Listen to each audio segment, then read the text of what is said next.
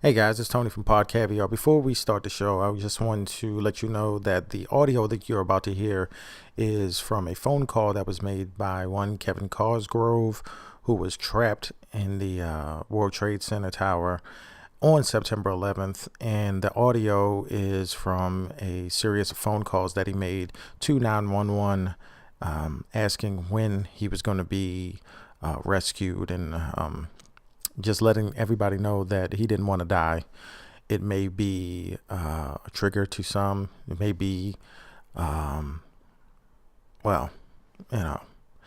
this guy died trapped in a burning building on September 11th, the most devastating terror attack that this country has seen since Pearl Harbor. Let's get into the show. Astro's office. OST. ARU. ARU. Right. That's the office we're at. There's three of us in here. OST. ARU. Hello? Hello? We're looking at financial center. Three of us, two broken windows. Oh, God! Welcome to Pod Caviar. I'm your host, Tony, in the studios, and today we're going to be talking about the September 11th attacks for the season 2 finale of Pod Caviar. In the studio with me today is Graham. How are you doing today, sir? I'm doing great, sir. I'm looking forward to this. This is the culmination. Yeah. This lengthy series of podcasts about terrorism. The sum of complacency, kind of, depending on how you look at it. Undoubtedly. Is that not already a title of a book? No, well, they had the sum of all fears. But the sum of complacency? It might be. Oh, okay. Yeah, I don't know. If it's not, let's pause here. Go write a book. Yeah, and then make it back. that. Hell yeah. But yeah, we just heard audio from one of the guys that was stuck in the I think it was the North Tower. Yeah. And then he was at one of the highest levels that was above the when the plane hit the tower. He was above. And Kevin Cosgrove. Yeah, Kevin Cosgrove. Yeah, that was his name. Rest in peace. He made a couple calls to 911, and he was trying to figure out when he was going to be. Him and a couple other people were up there, and they were wondering when they were going to be saved, rescued by the fire department, and unfortunately, it didn't happen. The end of that phone call, it's chilling. Elicits such a response because if you consider like the hopelessness of your situation, and then your final moment is, as I imagine, either like you all of a sudden you can see the street below you, right, because the floors have slipped out from underneath you, and that's the final. Like you see that the building is collapsing. I mean, I don't know. I don't know. It's really, there's so many things about that day. And considering the amount of mass media that was available to cover the event in those days, the things you saw, people jumping from the towers, the like artistic photographs from the helicopters of people diving from the towers, the sound they made when they hit the floor or the awning, the photographs, the video, sort of. It was definitely the early days, because I remember being in high school and there were videos on the internet. Like before, this was before, I don't know if YouTube even existed, but it was when there was, people put videos YouTube, on their initial on their early websites. And I just remember it was, it was like nothing else anyone had ever seen. No, it was the worst attack since Pearl Harbor. Right. And we're not gonna go through the events of the day because we all pretty much knew what happened.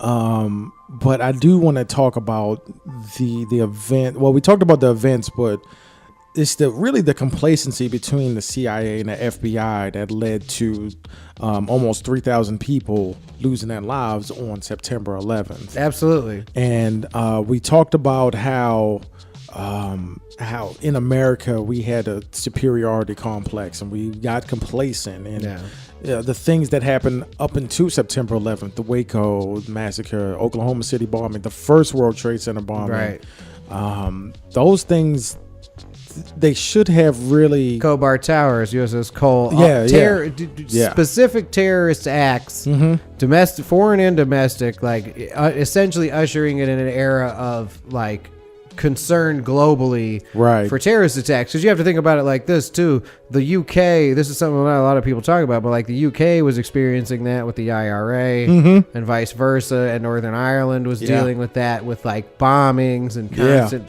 terrorist attacks of different kinds. It's really weird because even before that predates everything that we talked about in this series, there were attacks in America. There were like bombings in LAX and everything, but a lot of the times it just, as America, we just kind of brushed that off as an isolated incident when in fact it wasn't. These things were strung together, and sometimes directly, sometimes indirectly. But the era of complacency really was our part in what led up to September 11th. Yeah, I think.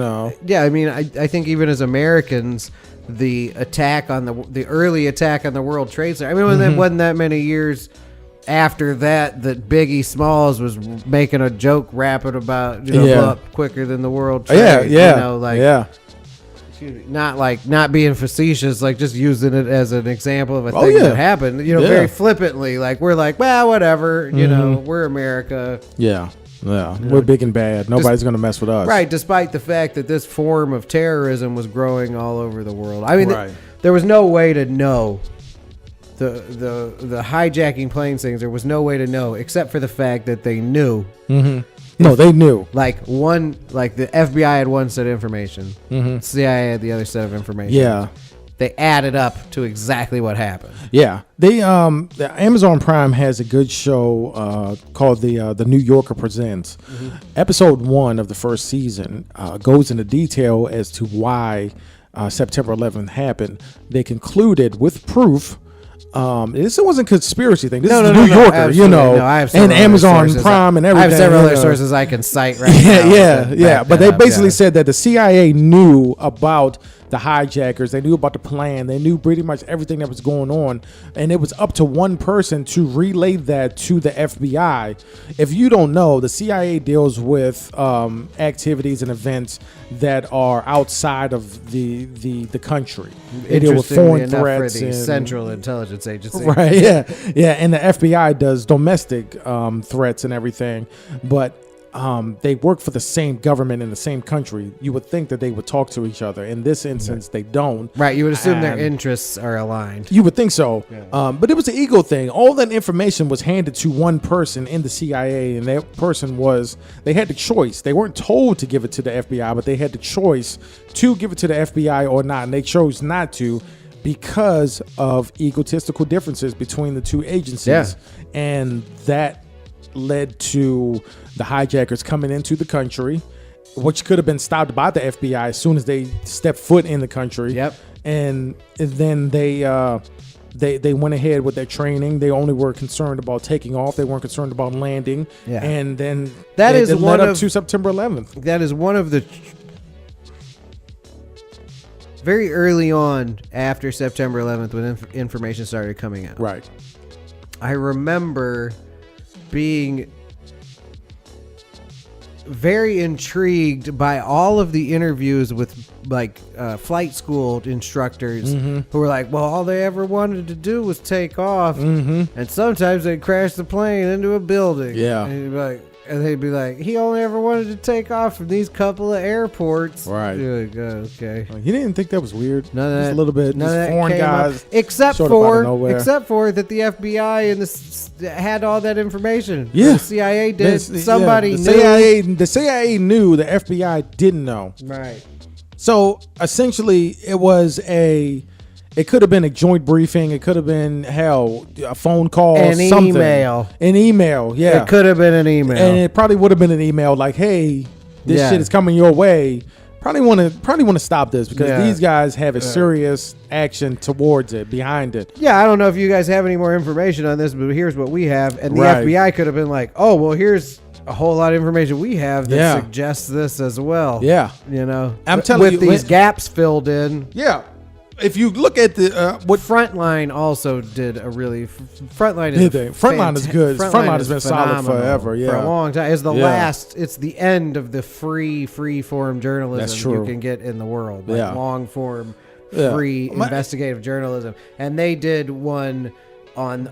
It was, geez. Like, and it was entirely about information sharing, essentially. Yeah. Like, and they went way into it. And I know a lot of times we talk about conspiracy here and there on the show, but this is proven. This is information. This is raw information, and sourced out, and this is the truth. This is what led up to, and the absolutely happening of 9/11. This is what open the gates for it, so to speak, right? As opposed to, you know, in the link to all of the things that happened before. Of course, you know, there was something that happened between the FBI and the CIA. They didn't really like each other like that. The information wasn't passed, but at the same time, us in America, nobody was thinking of planes being flown into the towers. Of course not. And except for maybe there were a few drills of what happened or what would happen if they did that. But nobody was really experiencing or expecting that because, like I said before, as America,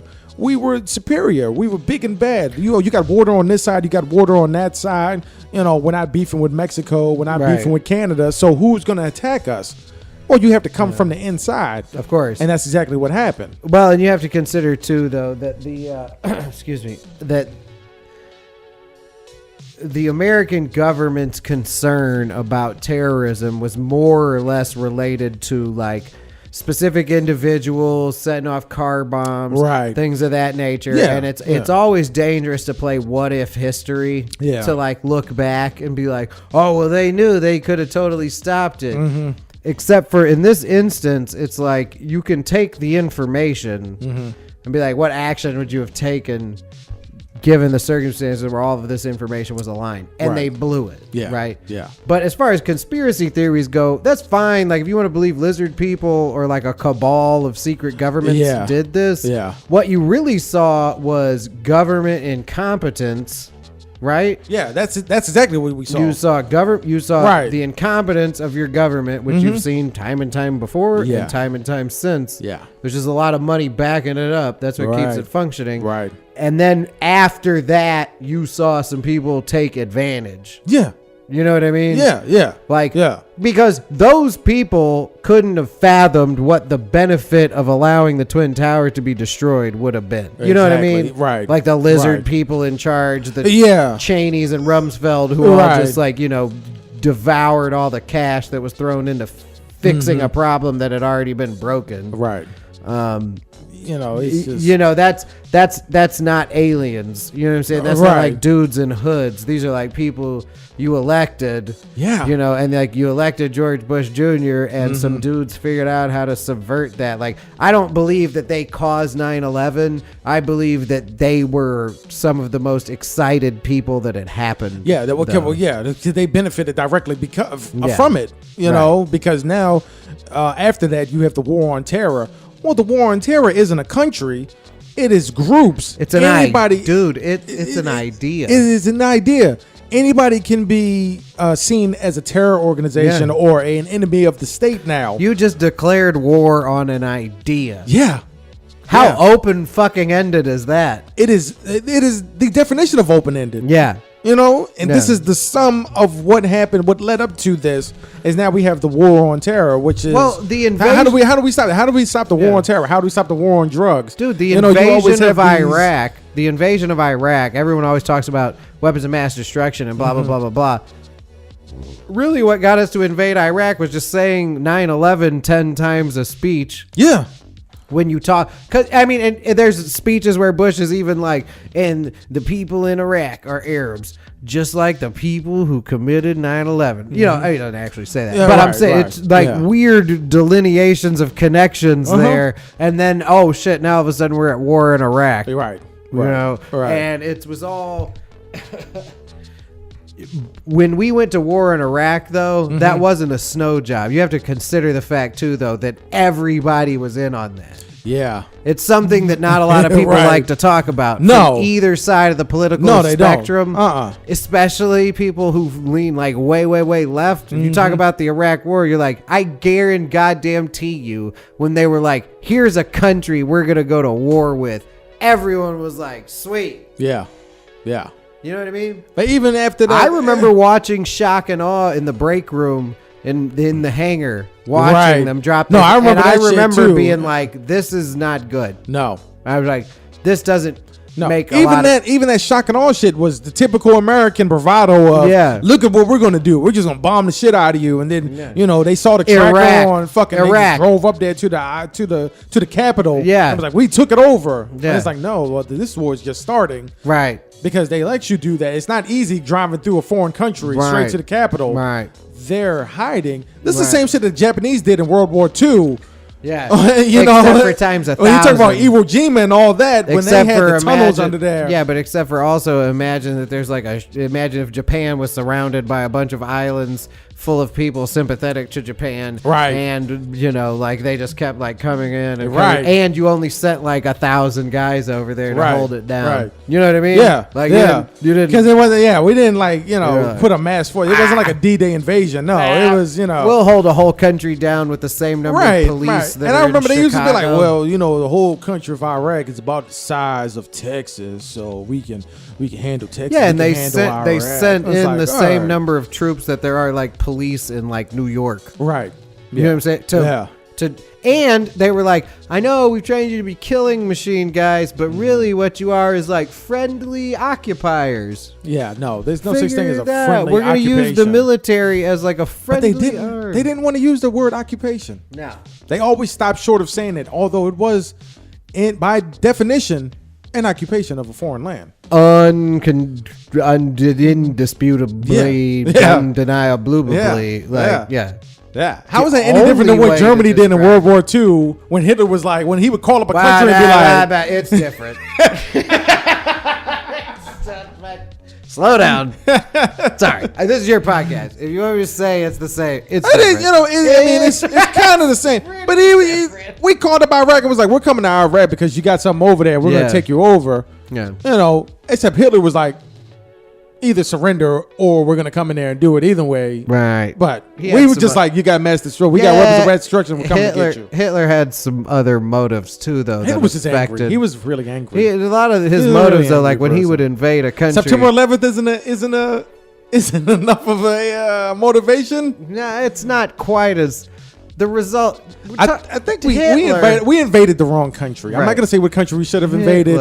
But no. I'm saying a lot of bad stuff happened in Iraq, and it is insane. Mm-hmm. It was 100,000 civilians died for every 1,000 American lives. Yeah, it was terrible. And those handful of thousands of American lives weren't worth the effort. It's all been very silly. Yeah, it was very silly from the beginning because everybody was like, "Wait a minute, what?" And the entire take care of them. Yeah, the entire Western world was has given up sons and daughters and shit in the name of shipping some tanks or boats or. Yeah. What? Yeah. What are we doing here? Right. No, it's all been very silly since then. It's been terrible. And we're still at war now. Still. Not technically, but still. No, we're still in the war on terror. Scale. You know what's interesting, too, is I meet people who are in the military who, just recently got out. I met a dude at my job, and he, went in and got out 4 years ago, just got out recently. Yeah. And he was like, oh, yeah, I don't know. I just hung out here for 4 years, and I was like, are they not deploying anymore? Is there not it's really slowed down. Yeah, it's not really. It wasn't a tempo at which when we were in, it was no shit. Well, there had to be somebody. There was at no point was there someone in your shop that wasn't gone. Right. Yeah. There was no point where there wasn't a. See, and that was what was nuts too, was they ran all those guard units out there, especially in the Army. Yeah. You know, Yeah. like a lot of Oh, yeah. active duty units didn't get involved until later when shit got real like strange. But like the early days, Yeah. they were just throwing guard units at that whole yeah. thing. Yeah. That's how Abu Ghraib happened. That's true. We've worked with guardsmen. Mm-hmm. Of course, someone was like, "That's a damn fine man, pal, Bill." Right. You know what I mean? Hey, Susie, point at his dick. Right. You know? Yeah. And that's exactly how that happened. I'm pretty sure that was like a guard unit from Kentucky or Tennessee or some Was shit. it? Yeah, I'm I pretty wouldn't sure. be surprised. Yeah. And it doesn't matter. It doesn't if matter. fucking Yeah, they it was still were- fucked up yeah. regardless, you know, but still, just the things that we've talked about were all true. We were there. We were deployed. We Yeah. deployed. You know, we weren't necessarily on the front lines, but we deployed. We got the briefings. We We're not were- spilling anything that hasn't been talked about in the public. We were at just the putting age- common sense to it. Right. We were at the age where you decide to join the military when 9/11 happened. Mm-hmm. You know what I mean? We didn't know it wasn't going to be exactly the same thing as Vietnam. We didn't know, though. See, that was what Yeah. was weird, because you look at some guys we know who were like signed up to be residential electricians. Yeah. And then they like got dropped off on a helicopter in the middle of Iraq with like Right. a, you know, like Yeah. a group of Army Rangers, and they're like, Yeah. build us some showers. Hell yeah. You know what I'm fucking saying? Get the work, yeah. Like, and they dig a hole and find a mass grave, and they're like, "All right, move down the street here Right. a little bit." Yeah. No, it was Nah. even being in the Air Force, you didn't know exactly what you were getting signed up for. No. So we were always very on top of the latest developments. Yeah. And it was an insane time. It was crazy. It was Yeah. absolutely unbelievable. It's bonkers that the shit's still going on now, but fortunately, it's at least not happening at the scale where we're trying to run a second America in Iraq. Right. You know? Yeah. Yeah. I used to call that shit America Junior for a long time. That but was we the finally plan. handed that shit back over. Yeah, that was the to plan them. at one point, was Yeah. to install an American democracy the way we used to do with the CIA. Yeah. It goes back to that. Yeah. I'm like, look, go back to that. You want that country, fucking throw a dude in there who speaks Spanish, Yeah. let him run for Let him office, fucking run it, yeah. you know, and do like whatever. Make sure that he gets in charge. Yeah, and you just do the thing you're doing. Yeah. You know, trying to It's a- keep it's the a- genocides to a minimum, but It's a- instead it's the you were same like, thing. It's we're the gonna have a s- war. Yeah, it's the same thing Russia's did to us now. Oh, yeah. You want to run America, just get a puppet Yeah, and then of make sure course. he won the election. So, Yeah. you know, But that's another episode. Absolutely. Yeah. But yeah, I mean that's All, what we did. A whole bunch of the 9/11 hijackers were Saudi Arabian, though, and I know a lot of And I people are was gonna giving say- Trump shit about supporting Saudi Arabians, but there's not one U.S. president in the last like 50 years who there's not a picture of them actually sucking a Saudi Arabian dude's dick. Right. Yeah. You know what I'm saying? And they've done a lot of things, even now when they killed that American journalist, and they were proven, they have been proven that they made that call to do that, but still, nobody wants to No. go after Saudi Nope. Arabia. Nope. So And nobody's really chastising Trump for being like, well, whatever. yeah, yeah, Because other president would have just not answered the questions. The only thing Trump just did was he went, nah, whatever. yeah. He was like, yeah, I don't know. Right. Right. Yeah. Yeah. Yeah. But yeah, a lot of the hijackers were from Saudi Arabia. Some of the hijackers, Khalid Sheikh Mohammed, who had ties to McVeigh and then Nichols, he was part of it. One of the planner. Osama bin Laden also was the head of the al-Qaeda, and then he had something to do with it. You know, though. hold on. No, One wait, of the wait, things. wait, One wait. of the things One that. thing, real quick. Okay. We were talking about Saudi Arabia. Uh huh. I was trying to remember. You know, there's a family in Saudi Arabia that has just an obscene amount of money. I think they're the second richest family in Saudi Arabia, which says a lot. Yeah. There's a lot of money in Saudi Arabia. I can't remember their last name, but it sounds like Mim Naden. Yeah. Yeah. Something like that. Almost like Bin Laden. That's it. Yeah. That's the name of how does that relates to this story somehow though? Yeah, it's I got can't to. remember how. Maybe Yeah. the former leader of Al Qaeda, Osama bin Laden. That's his family. That's his family, That's yeah. crazy. Yeah. It's nuts. I can't imagine he got any money from them to do anything. I mean, I understand he was the black sheep of the family. Right. But You even know, then, but also yeah. I can't. Yeah. And why wouldn't you as a country, if this person has committed this gross atrocity, be like, you're no longer allowed to do business with us. We will take our business elsewhere. Because money rules, you know? Right. All they had to do was come out and say he's a black sheep of the family. He didn't get any money from us. Yeah. If you think that he did, prove it. You can't look at our books. Yeah, or prove it. Or if you want to, go through the Saudi government. Yeah. And the Saudi government will be like, go fuck yourself. Or if you want to, prove it. And then what? Yeah. What are you going to do? Yeah. What are you going to do? Damn. Yeah. 9/11 was dark, dude. So many angles. Yeah. You know what I mean? A lot of angles, a lot of information, a lot of questions. Destabilizing the entire region. What's destabilizing the entire region at the expense of several governments that the CIA had painstakingly put together. Yeah. You know what I mean? Like an alliance that like the Western world had been like, look, Jordan is cool, that we send people there and we fucking tase their balls. Yeah. You know, what we got on the back end of this was basically like a bunch of shit in writing that we already knew was happening. Right. Right. Like where the government could be like, if you're talking about blowing up a building, we can cut your dick off. Yeah. And I was always like, well, I assumed you did that. Does that have to be in writing? Right. You know what I mean? Yeah, They're like, you don't have to if write we that down. suspect you're a terrorist, we'll stick a water hose up your ass and fucking duct tape your mouth closed. Yeah. And you're like, yeah, I know. Why? Yeah. But now you have that. Now you have it in writing that that's okay. Yeah. Yeah. No. And you were looking for some fucking hope and change. Obama killed like a mazillion fucking people with robots from the sky. Lots of women and children. Oh, yeah. And then he was given that bill that was like, hey, if you don't sign this, the amount of power the executive branch has will return to like a pretty acceptable level. You know, like we like kind of back to work on how we and he was like, nah.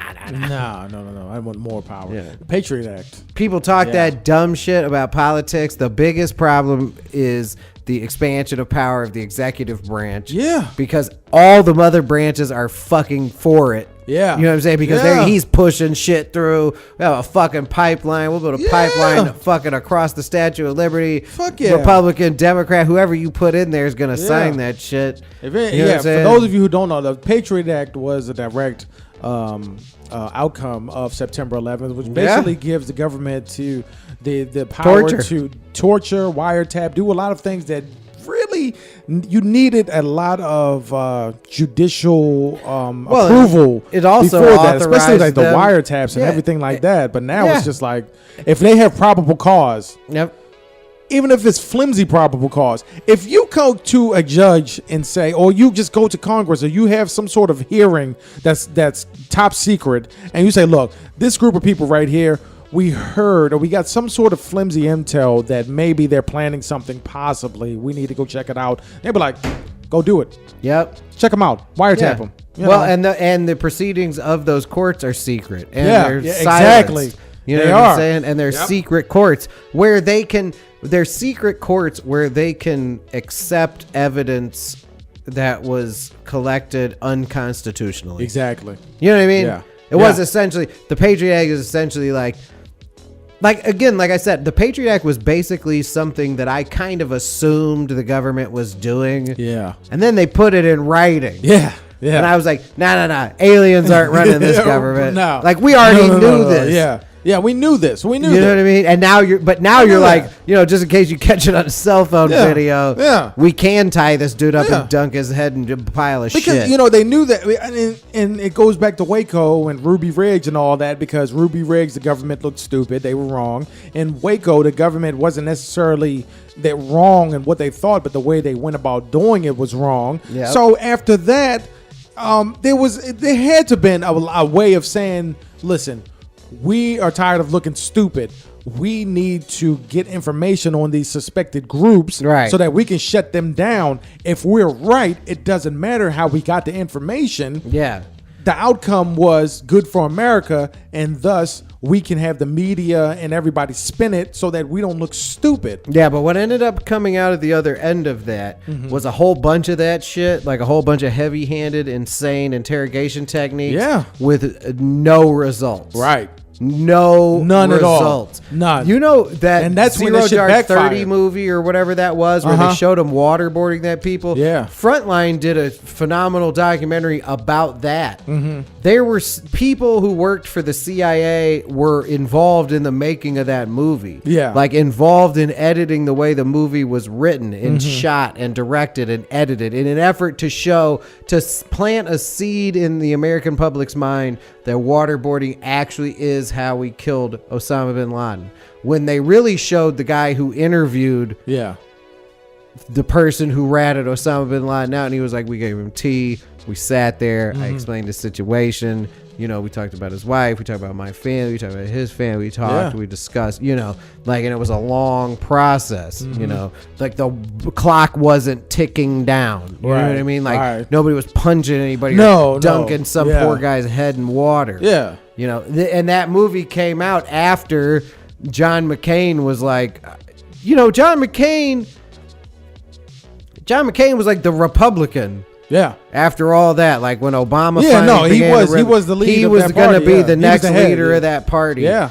And what they gave him was Sarah Palin. Right. Like they essentially gave him the Trump narrative 10 years ago or whatever. Right. You know, and that started well, you remember a movement. One of the things I most vividly remember is John McCain like doing like a campaign rally in the round, and some woman's like, he's a Muslim, like talking about Obama. She was like, he was like, no, Jesus, no.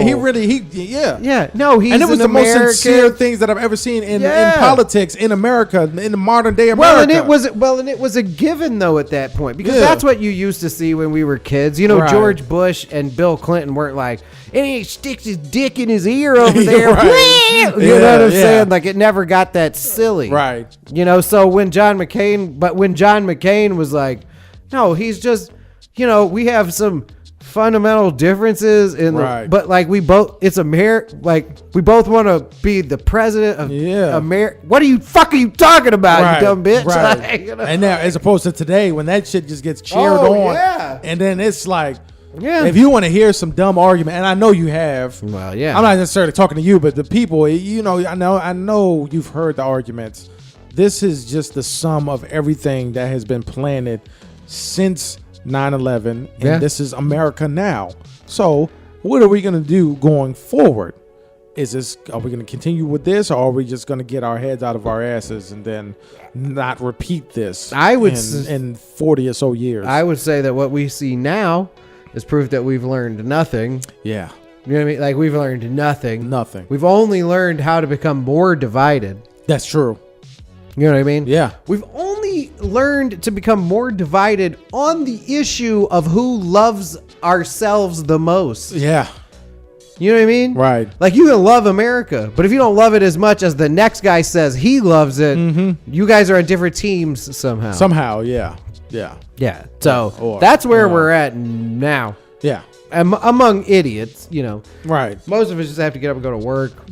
Yeah, for the most part. Shit from the grocery store. It's like the whole kneeling for the national anthem shit. But as far as a lot of people are like, I understand why that's happening, but for the fucking radicals, they're like, you're disrespecting the anthem, you're disrespecting the country. Well, the whole basis of doing that is because of injustices that are happening in this country. America? It's been that way for a while, you know. So America. Well, you mean, you know, kneeling is not like a sign of, you know, reverence? Right. What was he praying? And you're like, you don't get to pray. You kneel every day in church, you know. I'd be more upset if he was praying and it was like, you know, like atheists coming after him. Yeah. You know what I mean? I'd be like, well, that makes some sort of sense. Yeah, it makes some sense. Don't you guys all kneel before things you believe in? All right. Who knows? But, you know. I don't even remember what I was going to say. You've been 32 minutes, though. I could riff. Oh, yeah. Good. That's good. That's a whole episode. That's an episode. Yeah.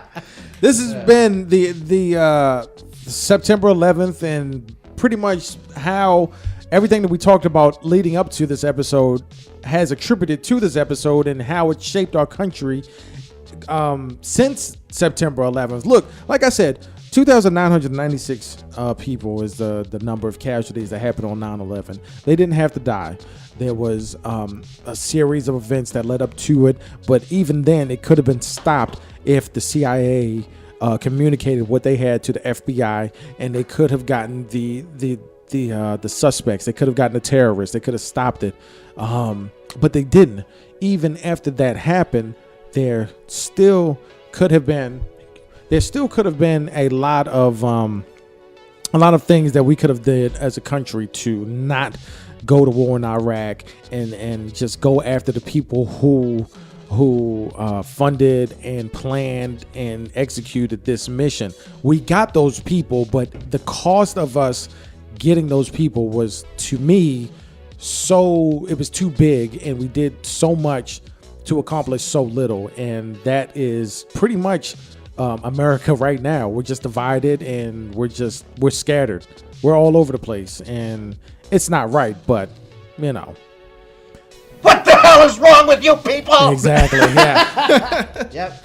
Pretty much. That's pretty much it. I mean, and that's how it all shakes out. We are still in that whirlpool of that historical event, but I mean, it's all been opportunism and sound bites since then. Yeah. You know what I mean? Pretty much. Yeah. So, this has been the season 2. The season 2 of Pod Caviar was awesome. Season 1 was amazing. Season 2 is banging. Season 3 is going to be amazing. I'm going to take a couple weeks off. We're going to not off, but we're going to have some off-season content where I'm going to try new features and new things and see what I want to carry forward. You motherfucker, you! I know a lot of people will enjoy season 2. Don't think that I'm going to go away, because I'm still going to be here. If I don't make an episode every week, then I'm definitely still going to be on the 1 Gram Army podcast with Graham. We just did a great episode. It's great content week in and week out on both shows. Yeah. I'm just listening. And it's awesome, We have a good time. Yeah, we do. And there may be some gaps here, though, because we're doing fantastic special stuff. Yeah, we are. Before the new year. Yeah. So... I know we just did. We worked on your Christmas special, and then Pod Caviar. We're gonna do a Christmas special too. So I was excited to talk about 9/11 today to keep myself from having to talk about Christmas again. Oh yeah. But it's gonna happen. And 443-747-1417 is the number to get in touch with Pod Caviar. Call and text 24/7. I appreciate everybody. Thank you for your support. I am Tony. That's been Graham. This has been Pod Caviar, and we're out.